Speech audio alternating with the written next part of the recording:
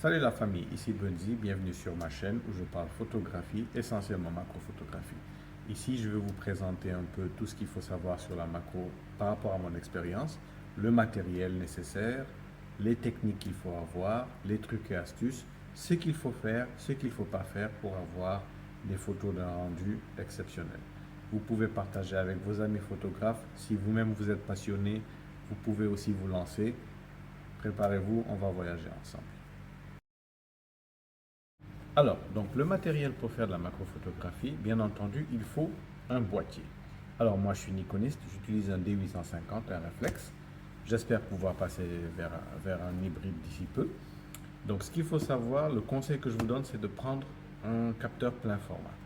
Donc vous pouvez le faire avec n'importe quel type de capteur, mais je vous conseille un capteur plein format. Ça vous permettra d'avoir une marge de manœuvre si vous voulez recadrer des photos par rapport à une composition ou un certain détail. Bien entendu, toutes les marques se valent, tout dépend de votre propre confort envers une marque en particulier. Moi, j'utilise Nikon, donc voilà, j'ai démarré avec et depuis, je me sens vraiment à l'aise. Ils font du matériel qui me convient.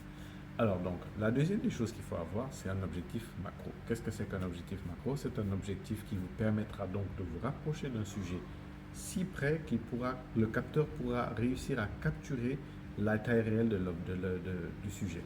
Alors, je vais peut-être revenir dans une vidéo plus tard par rapport à ce que je veux dire par cet aspect technique de la macrophotographie, mais sachez que c'est le seul type d'objectif qui vous permettra de vous rapprocher vraiment très près d'un sujet que vous souhaitez capturer, de pouvoir en avoir tous les petits détails et toutes les petites aspérités qu'on ne pourrait pas avoir à une certaine distance. Donc, juste à titre d'exemple, si vous vous amusez, donc je vais mettre quelques idées juste à côté. Si vous prenez un objectif longue focale comme celui-là et vous essayez de capturer un insecte, vous aurez difficilement les mêmes détails que si vous prenez avec un objectif macro. Donc, n'oubliez pas, un objectif macro vous permet de vous rapprocher et d'avoir pas mal de détails qu'un objectif longue focale ne vous permettrait pas d'avoir, surtout sur des sujets très petits. Troisième élément, la lumière. La lumière est un élément extrêmement important en macrophotographie. Je m'explique. Vous serez obligé de vous rapprocher et donc plus on se rapproche d'un sujet, plus la distance de mise au point est réduite, la distance de netteté est réduite. Donc pour ce faire, vous êtes obligé de fermer votre objectif à un certain degré pour avoir un maximum de profondeur de champ. Alors, en fermant l'objectif, vous perdez de la lumière. Donc vous êtes soit obligé de monter en ISO ou de réduire votre vitesse d'obturation, ce qui augmente les risques de flou de bouger ou de grain par rapport à l'ISO que vous montez, donc le bruit numérique. Donc, pour essayer de compenser cela, vous avez nécessairement besoin d'une lumière artificielle que vous allez coupler avec votre combo boîtier-objectif et essayer d'avoir quelque chose de potable. En lumière artificielle, donc vous avez le choix entre plusieurs techniques. Il y a certains macrophotographes qui utilisent des LED, donc des dalles LED ou des LED à points qui permettent un peu de diriger la lumière, mais ça marche essentiellement pour des sujets inanimés ou des sujets qui sont vraiment pas très mobiles, peut-être quand il fait froid ou bien c'est des sujets qui sont relativement lents. D'autres photographes utilisent des flash rings. La flash ring, qu'est-ce que c'est? C'est un flash qu'on met tout simplement sur notre boîtier avec une forme ronde qui vient se clipser sur notre objectif, qui est disposé de LED.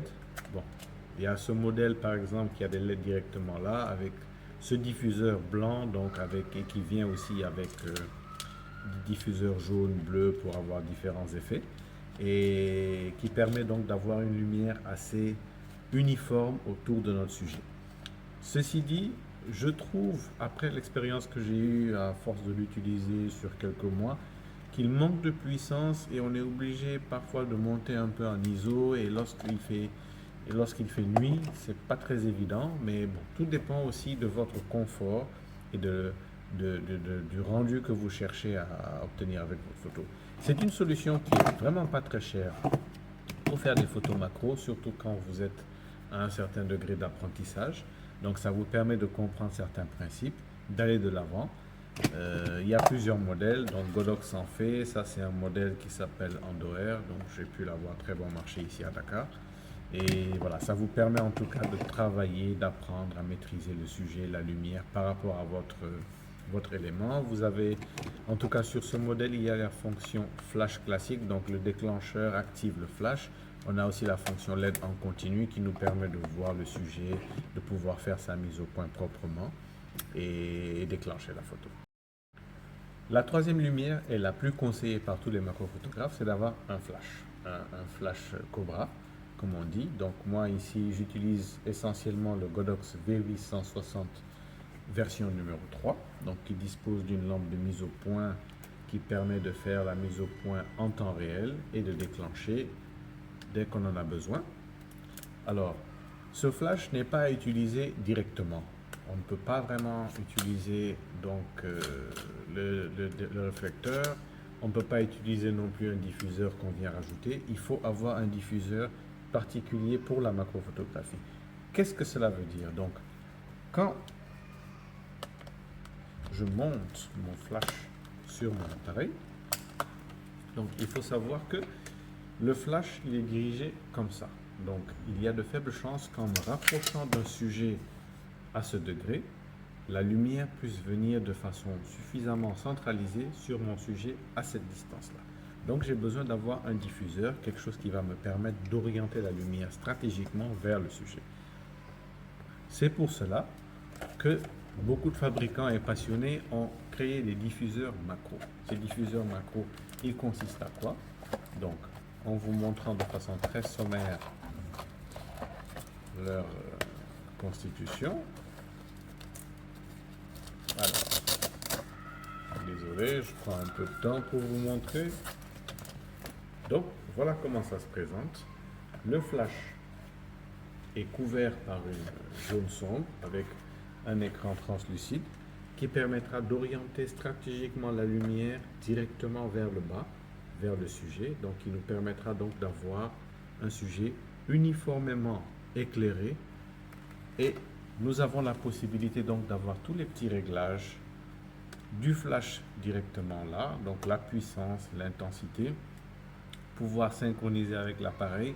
Ça nous permettra donc d'avoir une source de lumière directe et suffisamment correcte pour éviter de monter trop en ISO, et qui vous permettra donc de pouvoir gérer votre ouverture pour avoir un maximum de profondeur de champ par rapport à votre sujet. Donc, il y a d'autres techniques, donc j'espère pouvoir partager un peu avec vous dans les prochaines vidéos. Mettez un like, abonnez-vous, partagez. Si vous avez envie de connaître certains détails, mettez-les en commentaire. Et en fonction de ces commentaires-là, je préparerai d'autres vidéos pour partager un peu l'expérience que j'ai avec vous. Et nous pourrons peut-être faire des séances macro ensemble sur le terrain. Portez-vous bien et à très vite.